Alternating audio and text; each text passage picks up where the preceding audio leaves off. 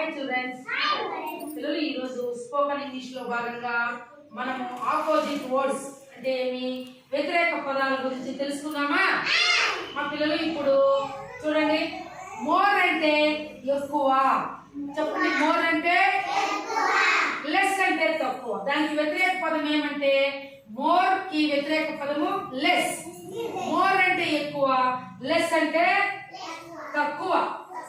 అలాగే థిక్ అంటే మందము, థిన్ అంటే పలుచన.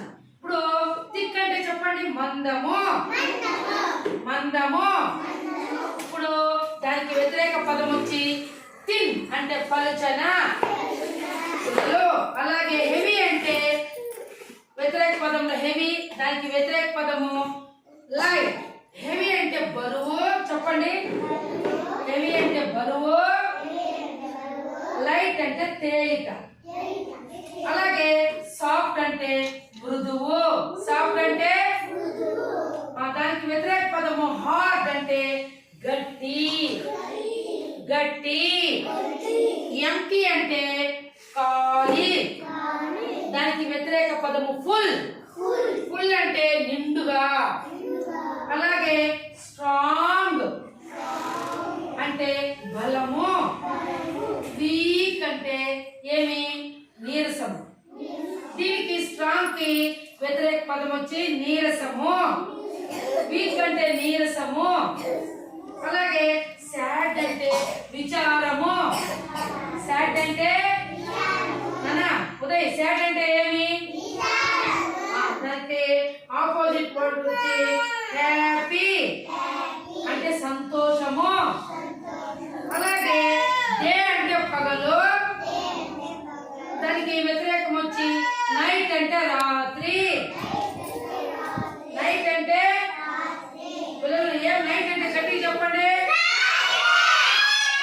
అలాగే పిల్లలు చూడండి, ఇన్ ద స్కై అంటే ఆకాశంలో, ఇన్ ద స్కై అంటే ఇది కూడా స్పోకెన్ ఇంగ్లీష్ లో భాగంగా మీకు చెప్పబోతున్నాను పిల్లలు, వినాలి. మూన్, ఎంఓఎన్ మూన్ అంటే ఏమి చంద్రుడు. మూన్ అంటే ఆకాశంలో ఉండేవి చెప్తున్నాను. ఆకాశంలో చంద్రుడు ఉంటాడా లేదా? దాన్ని చంద్రుడు మనం ఏమంటాము? మూన్ అంటాం. ఏమంటాము? ఎస్యుఎన్ సన్ అంటే సూర్యుడు. సన్ అంటే సన్ అంటే అలాగే స్టార్స్ అంటే ఏమి నక్షత్రాలు. స్టార్స్ అంటే ఆకాశంలో రాత్రుల్లో స్టార్స్ నక్షత్రాలు కనిపిస్తాయి కదా మీకు వెన్నెల పైన ఆకాశంలో.